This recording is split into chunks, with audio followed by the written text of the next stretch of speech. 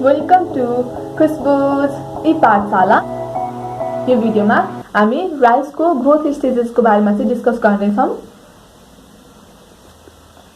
यो भिडियोमा चाहिँ हामी राइसको ग्रोथ स्टेजेसको की पोइन्ट्सहरुमाथि डिस्कस गर्नेछौँ। यो भिडियो बनाउँदा मैले आदरणीय गुरु रोशन सुवेदी सरको मेटेरियल युज गरेको छु। So the credit goes to mister Roshan Subedi sir. Let's begin our discussion. Certain technical प्रब्लमले गर्दाखेरि चाहिँ यो चाहिँ रेकर्ड हुन पाएन। मैले अगाडि नै रेकर्ड गरेको थिएँ, त्यही भएर म रिभाइज मात्र गर्छु है त। राइसको प्लान्ट सिडबाट म्याच्योर प्लान्टमा चेन्ज हुनको लागि चाहिँ 3 to 6 मन्थ्स चाहिँ लाग्छ। राइसको केसमा चाहिँ तीनटा फेज हुन्छ, एउटा भेजिटेटिभ फेज, रिप्रोडक्टिभ फेज र राइपनिङ फेज हुन्छ।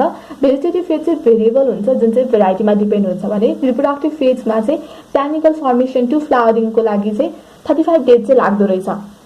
राइपनिङ फेजमा चाहिँ फ्लावरिङ टु टिल हार्भेस्ट चाहिँ अबाउट 30 डेज चाहिँ लाग्दो रहेछ।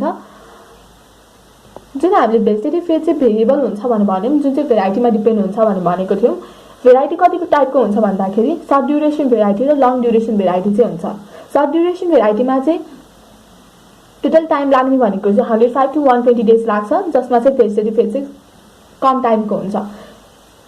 रिप्रोडक्टिभ फेज 35 डेज र राइपनिङ फेज 30 डेज चाहिँ अलमोस्ट फिक्स नै हुन्छ सबै भेराइटीमा, आइदर लङ ड्युरेसन भेराइटी होस् या सर्ट ड्युरेसन भेराइटी होस्। लङ ड्युरेसन भेराइटीमा चाहिँ 150 डेज लाग्दो रहेछ, जसमा चाहिँ भेजिटेटिभ फेज चाहिँ लामो हुन्छ। सर्ट ड्युरेसन भेराइटीको केसमा चाहिँ भेजिटेटिभ फेज हुन्छ। भेजिटेटिभ फेजमा चाहिँ ट्रान्सप्लान्टिङ 20 डेज लाग्छ, टिलरिङ 15 to 20 डेज लाग्छ। रिप्रोडक्टिभ फेजमा चाहिँ प्यानिकल इनिसिएसन र फ्लावरिङ हुन्छ। प्यानिकल इनिसिएसनको लागि चाहिँ 15 देखि 20 दिन लाग्दो रहेछ भने फ्लावरिङको लागि चाहिँ 30 दिन लाग्छ। राइपनिङ स्टेजको कुरा गर्दाखेरि चाहिँ मिल्की एन्ड ड स्टेज हुन्छ र म्याच्युरिटी स्टेज छ। मिल्की एन्ड ड स्टेज र म्याच्युरिटी स्टेज ओभरअल चाहिँ 30 डेजमा चाहिँ कम्प्लिट हुँदो रहेछ। काउन्ट गरौँ त, 20 + 15 35 + 15 50 + 30 80 80 + 30 110 है, 110 हुन्छ। सो सर्ट ड्युरेसन भेराइटीले चाहिँ कति दिनमा कम्प्लिट गर्छ आफ्नो लाइफ साइकल? 105 to 120 डेजमा चाहिँ कम्प्लिट गर्छ है त। अब हामी राइस ग्रोथ स्टेजेसको बारेमा चाहिँ डिस्कस गर्छौँ।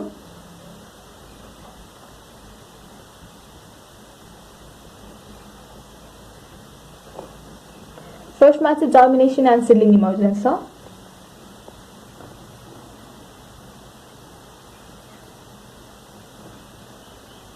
सिडलिङ इमर्जेन्स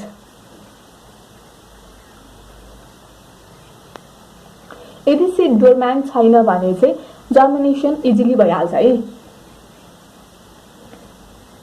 नो डोर्म्यान्सी छैन, सिड डोर्म्यान्ट स्टेजमा छैन भने चाहिँ जर्मिनेसन हुन्छ है।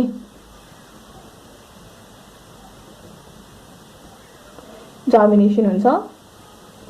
तर यदि सिड चाहिँ डोर्म्यान्ट स्टेजमा छ भने चाहिँ हामीले चाहिँ सिड ट्रिटमेन्ट चाहिँ गर्नुपर्छ है। डोर्म्यान्ट सिड छ भने चाहिँ सिड हिट ट्रिटमेन्ट गर्नुपर्छ।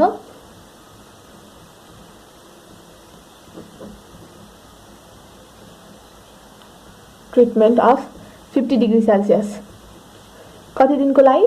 4 to 5 डेज है। 4 to 5 डेजको लागि चाहिँ हामीले 50 डिग्री सेल्सियससम्म चाहिँ सिड हिट ट्रिटमेन्ट चाहिँ गर्नुपर्छ, अथवा हामीले डिहलिङ पनि गर्न सक्छौँ।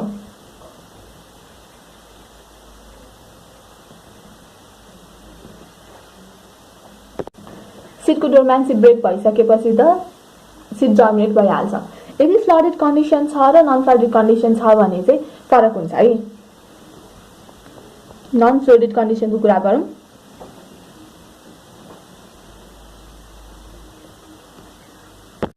नन फ्लडेड कन्डिसनमा चाहिँ फर्स्टमा चाहिँ रुट चाहिँ इमर्ज हुन्छ है।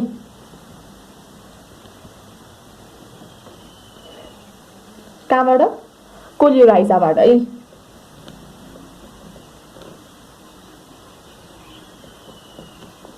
भने फ्लडेड कन्डिसनको केसमा चाहिँ फर्स्टमा चाहिँ सुट इमर्ज हुन्छ।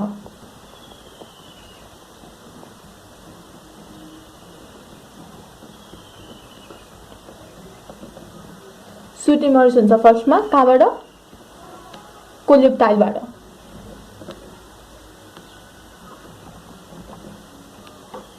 र सुट चाहिँ जब चाहिँ एयरमा पुग्छ तब चाहिँ रुट चाहिँ इमर्ज हुन्छ। सुट जब इयरमा पुग्छ तब चाहिँ रुट इमर्ज हुन्छ।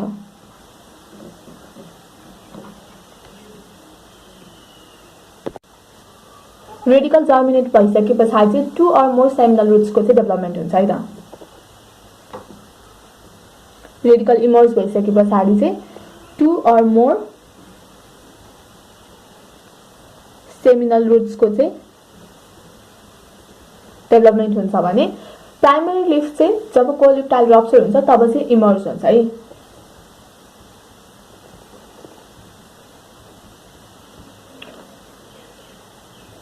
आफ्टर कोलिप्टाइल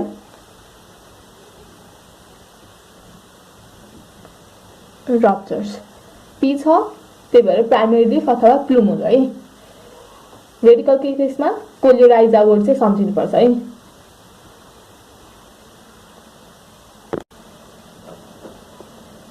कोलियोराइजा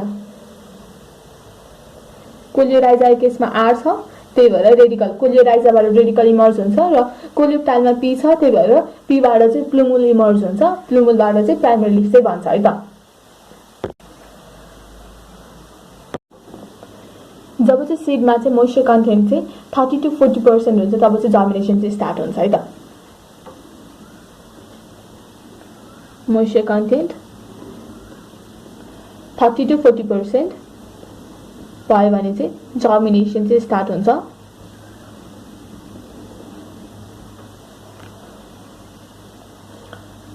जर्मिनेसन चाहिँ लेस देन 8 डिग्री सेल्सियस है। 8 डिग्री सेल्सियस भन्दा कम र ग्रेटर देन 45 डिग्री सेल्सियस भयो भने चाहिँ no germination takes place, germination चाहिँ हुँदैन है। सिलिङ इमर्जेन्स हुनको लागि अप्टिमम टेम्परेचर चाहिँ 25 to 30 डिग्री सेल्सियस चाहिन्छ। 25 to 30 डिग्री सेल्सियस।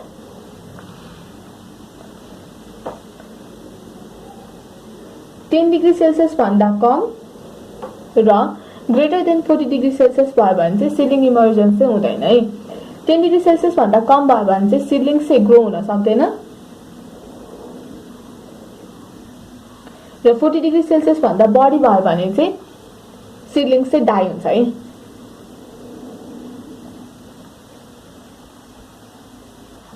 रिवाइज गरौँ है त। राइस ग्रोथ स्टेजमा चाहिँ फर्स्ट स्टेज भनेको चाहिँ जर्मिनेसन एन्ड सिडलिङ इमर्जेन्स हुन्छ। यदि सिड चाहिँ डोर्मेन्ट स्टेजमा छैन भने चाहिँ जर्मिनेसन इजिली हुन्छ। डोर्मेन्ट स्टेजमा छ भने चाहिँ हामीले 50 degree Celsius of heat treatment चाहिँ गर्नुपर्छ। कति दिनको लागि 45 डेजको लागि अथवा हामीले मेकानिकल डिहलिङ गरेर पनि सिडलाई चाहिँ डोर्मेन्सीबाट चाहिँ हटाउन सक्छौं। जब चाहिँ हामीले सिडलाई चाहिँ नन फ्लोरिड कन्डिसनमा लगाउँछौं फर्स्टमा चाहिँ रुट चाहिँ इमर्ज हुन्छ थ्रु कोलियोराइजा। यदि फ्लोरिड कन्डिसनमा हामीले सिडलाई लगायौं भने चाहिँ फर्स्टमा चाहिँ सुट इमर्ज हुन्छ थ्रु कोलियोटाइल। जब सुट चाहिँ इयरमा आइपुग्छ तब मात्र रुट चाहिँ इमर्ज हुन्छ। रेडिकल कोलियोराइजाबाट इमर्ज हुन्छ भन्ने हामी सबैलाई थाहा छँदैछ। रेडिकलको इमर्जेन्स पछाडि चाहिँ 2 or more सेमिनल रुट्सहरुको चाहिँ डेभलपमेन्ट हुन्छ। प्राइमरी लिफ जब चाहिँ कोलिप्टाइल रप्चर हुन्छ तब चाहिँ प्राइमरी लिफको ग्रोथ चाहिँ हुन्छ। सीडमा चाहिँ मोइस्चर कन्टेन्ट चाहिँ 30 to 40% छ भने चाहिँ जर्मिनेसन चाहिँ स्टार्ट हुन्छ। यदि टेम्परेचर चाहिँ लेस देन 8 डिग्री सेल्सियस छ र ग्रेटर देन 45 डिग्री सेल्सियस छ भने चाहिँ जर्मिनेसन हुँदैन। Optimum temperature for seed germination भनेको चाहिँ 25 to 30 डिग्री सेल्सियस हो। लेस देन 10 डिग्री सेल्सियसमा चाहिँ सिडलिङ्सहरु चाहिँ ग्रो हुन सक्दैन र ग्रेटर देन 40 डिग्री सेल्सियसमा चाहिँ सिडलिङ्स चाहिँ डाई गर्छ। सेकेन्ड स्टेज चाहिँ हाम्रो भेजिटेटिभ स्टेज छ। Vegetative phase.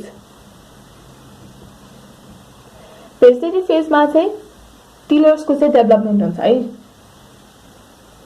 Development of tillers.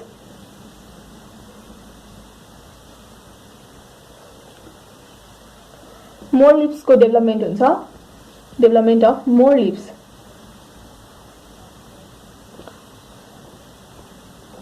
Plant height बढ्दै जान्छ है। Gradual increase in plant height.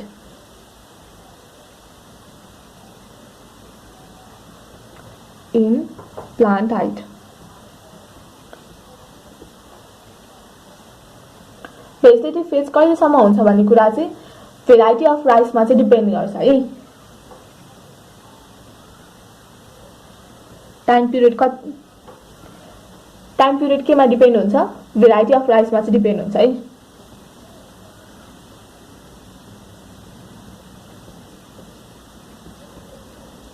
Variety of rice usually चाहिँ 55 to 85 डेज सम्म चाहिँ हुन्छ। भेजिटेटिभ फेजको बारेमा डिस्कस गरौँ है त। भेजिटेटिभ फेजमा चाहिँ डेभलपमेन्ट अफ टिलर्स हुन्छ र डेभलपमेन्ट अफ मोर लिभ्स हुन्छ, gradual increase in plant height हुन्छ, टाइम पिरियड चाहिँ भेराइटी अफ राइसमा डिपेन्ड हुन्छ भने भेजिटेटिभ फेज चाहिँ युजुअली 55 to 85 डेजसम्म चाहिँ हुनसक्छ। भेजिटेटिभ फेजभित्र नै early vegetative or pre tillering stage चाहिँ हुन्छ है त। Early vegetative or pre tillering stage, यो स्टेजमा चाहिँ फर्स्ट फोलिफ चाहिँ एपियर हुन्छ है, 1 to 4th leaf, P1 to B4 लिफहरू चाहिँ एपियर हुन्छ, P1 to B4 लिफ चाहिँ एपियर हुन्छ है।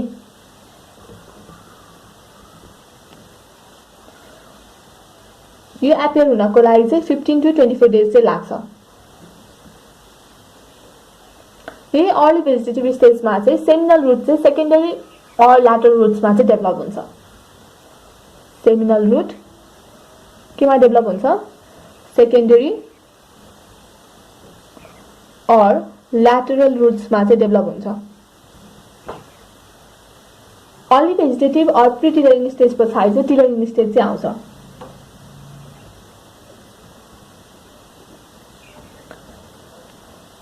जब चाहिँ 5th लिफ है, 5th लिफ अथवा B5 लिफ चाहिँ एपियर हुन्छ, तब चाहिँ फर्स्ट टिलर चाहिँ आउँछ। फर्स्ट टिलर कहाँबाट आउँछ, axillary bud of second leaf on the culm. Culm भनेको चाहिँ राइसको स्टेम हो है। सेकेन्ड लिफको एक्सिलरी बडबाट चाहिँ फर्स्ट टिलर आउँछ। त्यसै गरी जब 6th लिफ इमर्ज हुन्छ है,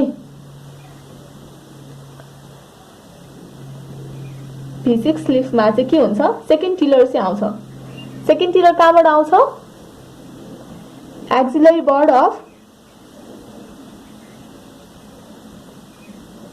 third leaf on the come।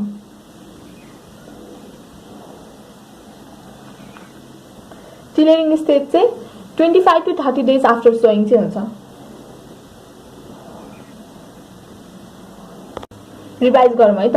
Early vegetative or pre टिलरिङ स्टेजमा चाहिँ सुरुको 4वटा लिफ अथवा पात चाहिँ आइसक्छ है, त्यो चाहिँ 15 देखि 24 दिनमा चाहिँ हुन्छ।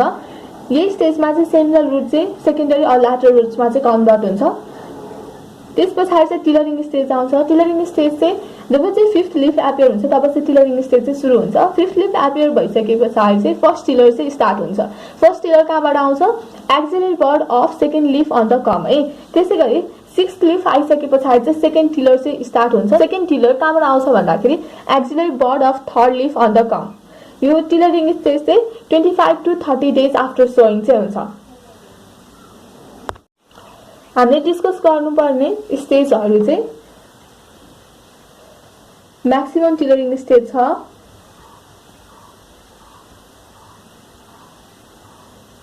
टिलरिङ स्टेज, भेजिटेटिभ ल्याग फेज,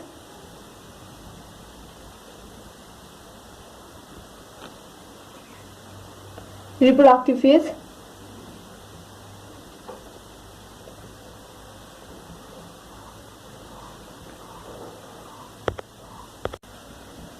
फर्स्टमा प्यानिकल इनिसिएसन,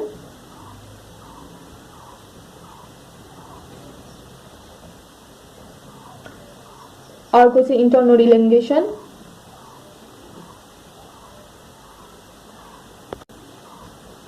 प्यानिकल डिफ्रेन्सिएसन,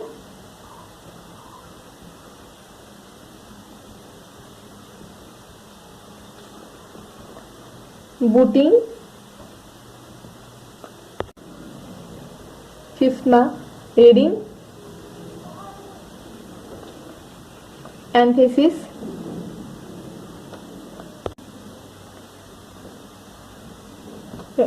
र लास्टमा चाहिँ typing page.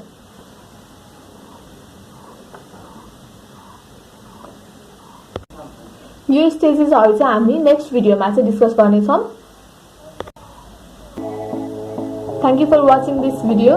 Take care, stay safe, bye by.